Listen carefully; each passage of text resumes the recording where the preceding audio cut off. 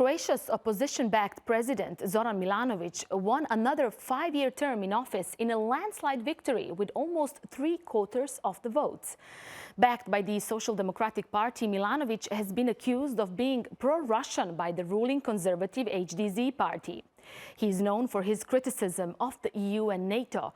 He also has opposing views with the country's prime minister on the Western support for Ukraine. Let's take a closer look.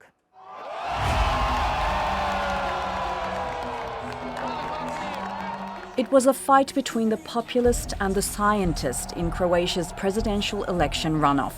One, the fiery incumbent president of the left-leaning Social Democratic Party. The other, a relatively unknown academic propped up by the ruling Croatian Democratic Union. Vlada je najodgovornija u ovoj državi.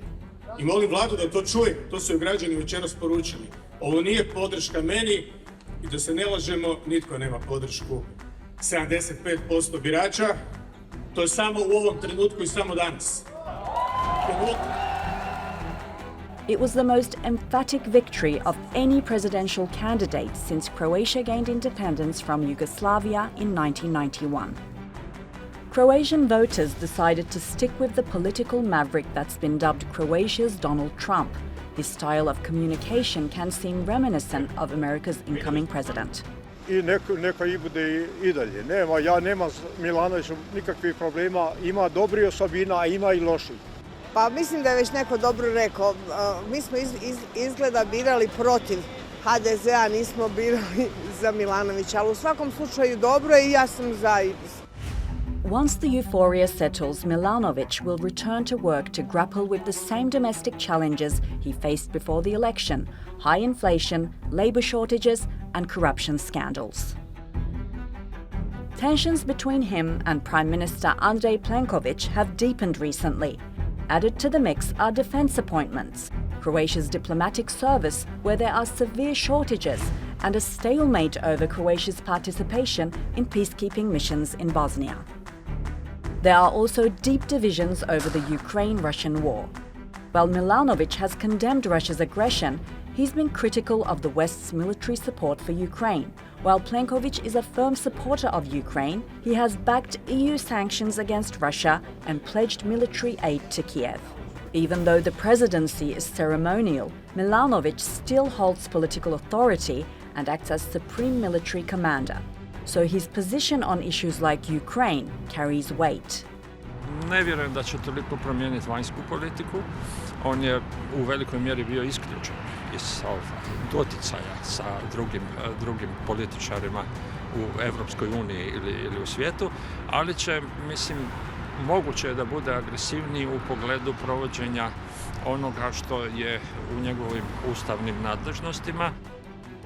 As Zoran Milanovic prepares to begin another term as Croatia's president, he'll be fully aware of the challenges he faces, from navigating domestic economic hurdles to managing the country's international relations. His tenure promises to be anything but dull. Let's cross now to Croatia's capital and bring in Božo Kovačević.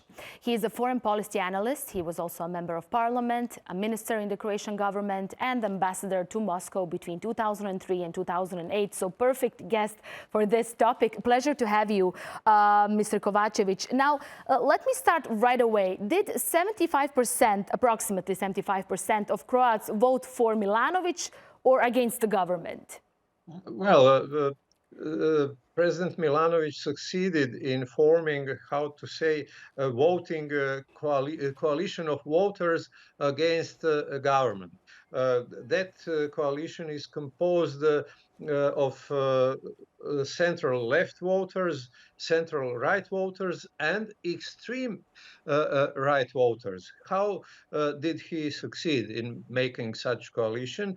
I think that he understands, as all experts understand, that 3/4 result in favor of President Milanovic doesn't mean political support to him personally and to his policies, but it's warning to Prime Minister and to Croatian government that that voters are dissatisfied with the Prime Minister's policies.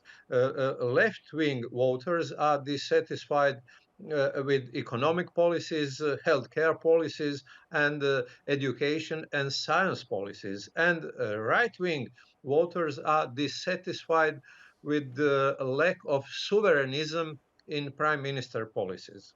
Looking at the international media following this astonishing win and election result by President Milanovic, they often describe him as pro-Moscow candidate, populist. Politico called him pro-Russian populist. Why is he perceived like this?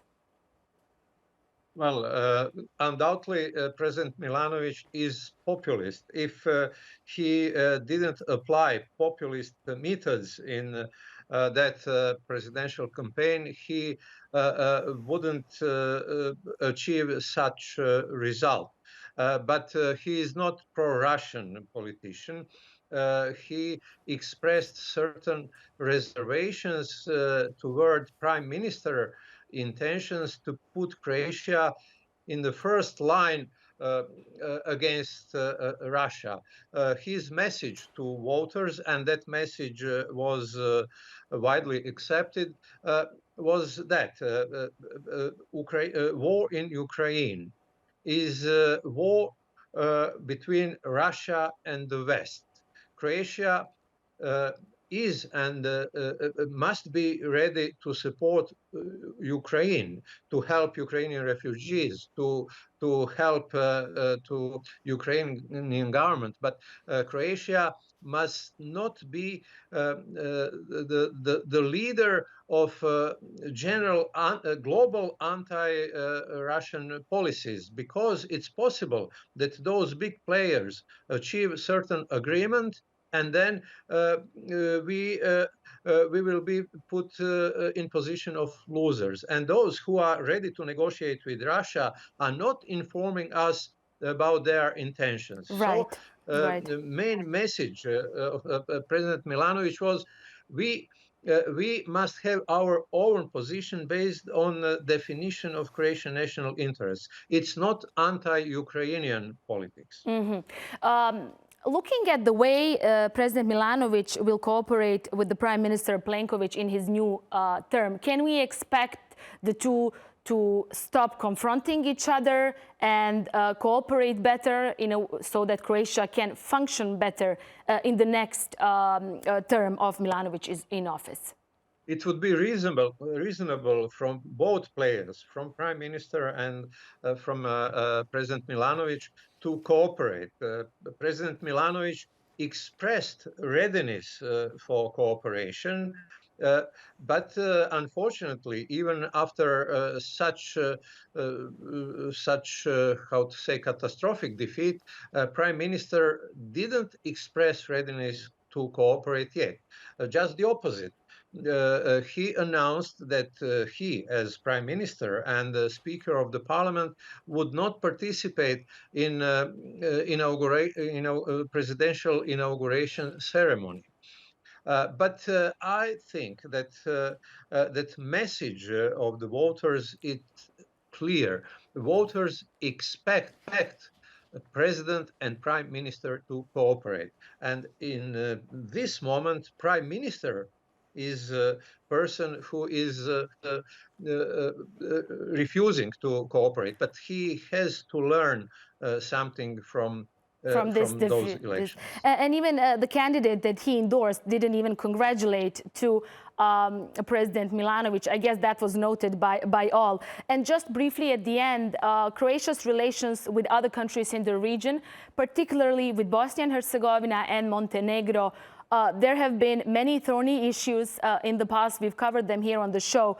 Can we expect Milanovic to make a change or have a turn when it comes to the Balkans and the way he cooperates with other officials? Well, there was no cooperation between Prime Minister and President Milanovic, so we don't know really how their cooperation would look like. Regarding Bosnia, they have the same positions. In fact, they ignore Bosnian presidency if representative of Bosnian HDZ is not represented in the presidency, and they ignore Council of Ministers of Bosnia if a representative of Bosnian HDZ is not chairperson of that council. So in that respect, Milanovic and Plenkovic policy toward Bosnia is the same. But generally speaking, they are both in favor of expansion of EU, of Western Balkan countries to join EU, and they just have to talk and to try to implement consistent foreign policy toward neighboring countries. And I think that current policy toward Bosnia is wrong. President has to contact with the Bosnian presidency, and Croatian prime minister has to have relations with the chairperson of Council of Ministers, independently of who currently is a chairperson. Right. I certainly hope that the relations will improve. Mr. Božo Kovačević, thank you for being our guest. And thank you for watching. See you next time. Bye-bye.